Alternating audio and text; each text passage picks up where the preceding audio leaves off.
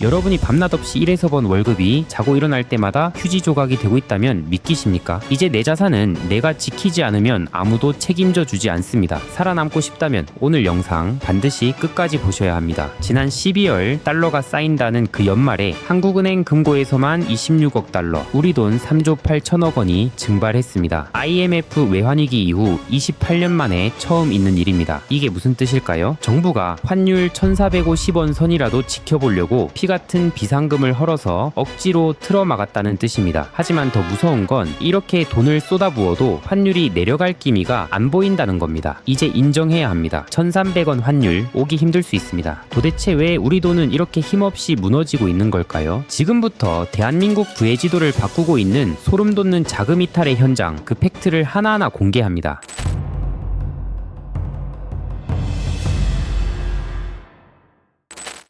12월 말 환율이 잠깐 1433원까지 떨어졌었죠. 국민연금이 소방수로 투입됐고 정부가 비과세 혜택까지 줬었습니다. 하지만 그 약발 벌써 다 떨어지고 있습니다. 환율이 다시 치솟고 있죠. 안팎으로 터지고 있는 세 가지 구조적 압박이 한국 경제의 목을 조르고 있기 때문입니다. 첫 번째 원인은 트럼프의 자원 요새화입니다. 지금 트럼프는 과거 1기 때와 차원이 다릅니다. 다가올 11월 중간선거 압승을 위해 미국을 누구도 넘볼 수 없는 자원의 요새로 만들고 있습니다. 그린란드를 사들이려 하고 베네수엘라, 마두로를 축출한 뒤 석유를 통제하려 합니다. 이제 동맹, 주권 존중, 그런 건 희미해지고 있습니다. 오직 미국의 이익이 되냐 아니냐 하는 철저한 거래적 본능뿐입니다. 문제는 이 불똥이 2027년이라는 시한폭탄과 만나며 한반도를 조용히 덮치고 있다는 점입니다. KB금융 보고서에 따르면 미국은 2027년을 중국이 대만을 무력 통일할 능력을 갖추는 데이비드슨 윈도우로 지목하고 있습니다. 트럼프가 그린란드를 힘으로 탐내듯 중국도 미국도 저러는데 우린 왜 못해? 라며 대만을 노릴 수 있는 위험한 시기죠. 상황이 이러니 트럼프는 한국과 일본에게 청구서를 내밉니다. 인도태평양은 너희들도 같이 지켜야지 하고 있습니다. 단순한 방위비 분담이 아닙니다. 지정학적 분쟁의 최전선에 우리를 세우겠다는 겁니다. 외국인 투자자 눈에는 어떨까요? 한국 원화는 이제 성장 통화가 아니라 전쟁 나면 제일 먼저 팔아야 할 위험 자산이 되어버린 겁니다. 두 번째 원인은 깨져버린 수출 공식과 3,500억 달러의 청구서입니다. 앞서 말씀드린 트럼프의 자국 우선주의 압박, 말로만 끝나지 않았습니다. 작년 관세 협상 기억하시죠? 트럼프는 관세 폭탄을 거두는 대신 한국 기업들에게 미국 투자라는 확실한 청구서를 내밀었습니다. 그 규모가 무려 3,500억 달러였죠. 이제 우리 기업들은 반도체를 팔아본 달러를 국내로 가져오지 않습니다. 그 돈은 그대로 미국 텍사스와 조지아주에 공장을 짓는 데 쓰입니다. 수출이 늘면 원화가 강해진다는 낡은 공식은 이제 완전히 깨졌습니다. 이 흐름을 누구보다 빨리 간파한 건 바로 서학 개미들입니다. 정부가 세금 깎아줄 테니 한국 주식으로 오라 해도 개미들은 1월 1일부터 단 9일 만에 역대 최대 규모로 미국 주식을 사들였습니다. 기업도 나가고 개인도 나가는 상황. 이건 유행이 아니라 거스를 수 없는 시대의 흐름입니다. 마지막 세 번째 슈퍼 예산입니다. 환율은 돈의 희소성 싸움입니다. 돈이 귀해야 가치가 오르죠. 2026 회계연도 한국 정부의 예산안을 보면 총지출 증가율 8.1% 슈퍼 예산을 편성했습니다. 사상 최대 규모입니다. 그리고 지난 4년 가까이 미국보다 돈을 7배나 더 찍어냈습니다. 원화 가치가 떨어지지 않는 게 오히려 이상한 일 아닙니까? 현재 한국 경제 상황을 볼까요? 반도체 착시를 걷어낸 우리 내수 성장률 고작 1%대입니다. 건설은 무너졌고 자영업자는 벼랑 끝입니다. 금리 올리면 다 죽으니까 한국은행은 환율이 올라도 금리를 못 올리는 식물 상태가 된 겁니다. 결국 정부는 거꾸로 간다고 욕먹지만 돈을 풀 수밖에 없고 넘쳐나는 원화는 휴지 조각이 되는 겁니다. 이건 경제학적으로 너무나 당연한 결과입니다. 그렇다면 앞으로 환율은 어떻게 될까요? 정부가 일부러 안 잡느니 못 잡느니 싸울 시간 없습니다. 데이터가 가리키는 미래는 딱 세 갈래 길뿐입니다. 첫 번째 시나리오는 냄비 속 개구리입니다. 환율 1,400원대에 갇혀서 고물가와 고금리에 짓눌려 내수와 가계 경제가 서서히 말라 죽는 만성질환 상태입니다. 두 번째 시나리오는 수직 추락입니다. 트럼프발 충격이나 대만 이슈가 터지며 심리적 저지선인 1,500원이 뚫리는 경우입니다. 이때는 정부도 손을 못 씁니다. 하지만 아직 우리에게 단 하나의 희망은 남아 있습니다. 마지막 세 번째 시나리오, 바로 태풍의 눈입니다. 이것은 정부의 총력 방어와 외부 호재가 기적적으로 맞아떨어지는 경우입니다. 정부의 세제 혜택으로 나갔던 돈이 일부 돌아오고, 무엇보다 올해 4월 한국이 세계 국채 지수에 편입되면서 외국인 자금이 썰물처럼 들어오는 타이밍입니다. 여기에 트럼프 대통령이 미국 내 물가를 잡기 위해 에너지 가격을 낮추고 중국과 긴장감을 낮추려 한다면 환율은 1,400원대 초반까지 내려와 잠시 안정을 찾을 수 있습니다. 하지만 명심하십시오. 제가 이걸 해피엔딩이라고 부르지 않고 태풍의 눈이라고 부르는 이유가 있습니다. 구조적인 문제는 해결되지 않은 채 잠시 비바람만 멈춘 상태이기 때문입니다. 만약 이 시나리오가 온다면 그때가 바로 여러분이 안도할 때가 아니라 가장 빠르게 자산을 재정비해야 할 마지막 골든타임입니다. 어떤 시나리오든 지금 원화만 100% 들고 있는 건 내 자산을 포기하는 행위입니다. 지금 당장 여러분이 실행해야 할 생존 수칙 딱 정해드립니다. 첫째, 2월 4일을 달력의 빨간 펜으로 표시하십시오. 한국은행이 1월 외환 보유액을 발표하는 날입니다. 만약 이날 또다시 대규모 감소가 확인된다면 정부의 방어막이 여전히 뚫리고 있다는 확실한 신호입니다. 둘째, 이제 미국 주식이나 달러는 재테크가 아닙니다. 생존 필수품입니다. 내 자산이 한국에만 몰빵되어 있다? 대한민국 경제라는 한 바구니에 내 운명을 도박하는 겁니다. 적어도 자산의 30% 이상은 달러 자산으로 옮기십시오. 원화 가치가 떨어질 때 나를 지켜줄 안전벨트입니다. 셋째, 한국의 수출 주도주를 보십시오. 고환율 시대에 웃는 기업들은 분명히 있습니다. AI 때문에 전기가 부족하죠? 한국 전력기기가 불티나게 팔립니다. 전쟁 불안감이 높죠. 한국 방산과 조선이 팔려나갑니다. 내수는 힘들어도 글로벌 경쟁력을 갖춘 수출 기업들에겐 고환율이 오히려 기회가 됩니다. 이젠 과거의 1,100원 환율을 그리워만 해선 안 됩니다. 언제 환율이 떨어지지? 라고 묻는 대신 환율이 안 떨어진다면 나는 무엇을 할까? 라고 질문을 바꿔야 합니다. 경제의 판이 바뀌었습니다. 공식은 깨졌고 저금통은 새고 있습니다. 준비되지 않은 자에게는 재앙이지만 흐름을 읽은 자에게는 부의 추월차선이 될 수 있습니다. 오늘 이야기가 진짜 도움이 됐다면 좋아요 한 번씩 시원하게 눌러주세요. 제가 시장과 리포트를 밤새워 분석해 올 겁니다. 이렇게 상한선 채널 식구분들에게 도움되는 진짜 정보 하나도 빠짐없이 매일 알려드릴 테니까 구독과 알림 설정 잊지 마시고 우리 다 같이 부자 됩시다. 여러분들께서 제 유튜브를 많이 사랑해 주셔서 구독자 10만 명을 향해 달려가고 있습니다. 여러분들의 사랑에 감사드립니다. 이에 보답하고자 무료 텔레그램을 운영하고 있습니다. 유튜브에선 말씀드리기 어려운 이야기, 좀 더 상세한 시황과 주식 분석, 그리고 주식 꿀팁들을 공유드리고 있습니다. 그리고 8만 명 구독자 선물로 월급쟁이가 100억 버는 투자 공식이라는 전자책도 공유드려 놓았습니다. 텔레그램 입장하셔서 공지 버튼 누르시면 제가 쓴 전자책 바로 다운받으실 수 있습니다. 여러분들 사랑에 보답하기 위해 드리는 선물이니 부담 없이 즐겨주시길 바랍니다. 제 유튜브와 텔레그램만 보셔도 시간이 압도적으로 절약되도록 만들어 드리겠습니다. 유튜브 고정 댓글에 텔레그램 참여하실 수 있는 링크 공유 드릴 테니 많은 참여 바랍니다. 오늘 영상 끝까지 보신 것만으로도 여러분은 이미 대부분의 투자자들과 다른 길을 가고 계신 겁니다. 댓글에 하트 하나만 남겨주세요. 단순한 좋아요가 아니라 나도 이 흐름을 주시하고 있다는 우리끼리의 조용한 신호 같은 거죠. 저는 하트 하나하나를 진짜 다 봅니다. 몇 개가 달렸는지가 중요한 게 아니라 얼마나 많은 분들이 이 메시지를 받아들이셨는지 그게 궁금하고 그게 힘이 됩니다. 한 달 뒤, 석 달 뒤, 오늘 하트 남기신 분들과 함께 우리 그때 미리 봤잖아 하고 싶습니다. 그때가 되면 오늘 이 영상이 얼마나 소중했는지 아실 겁니다. 감사합니다. 다음 영상에서 뵙겠습니다.